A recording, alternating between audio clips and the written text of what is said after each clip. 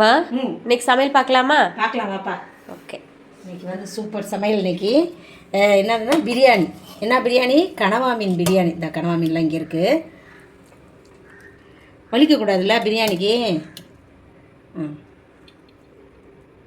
செமையாக இருக்குப்பா. அருமையாக ஒரே ஒரு ரெண்டு மீன் வறுத்து வச்சுருக்கேன். அதை வச்சுக்கிடலாம் எடுத்து. இது என்னது? தேங்காய் பாறை மீன். அதுக்கு வெங்காயம் லெமன் எல்லாமே இருக்குது.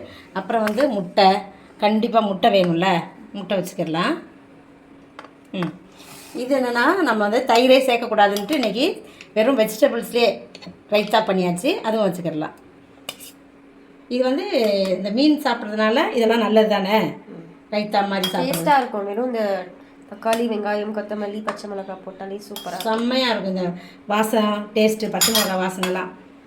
இதான்ப்பா இன்றைக்கி நம்ம வீட்டில் சமையல். உங்கள் வீட்டிலலாம் என்ன சமையல்னு கமெண்ட்டில் சொல்லுங்கள். இன்றைக்கி பிறந்தநாள் திருநாள் கொண்டாடுற எல்லாருக்கும் வாழ்த்துக்கள் சொல்கிறேன், ப்ரேயர் பண்ணிக்கிறேன். எல்லோரும் சந்தோஷமாக இருங்க. நாளைக்கு என்ன சமையல்னு அடுத்த வீடியோவில் பார்க்கலாம். பாய்.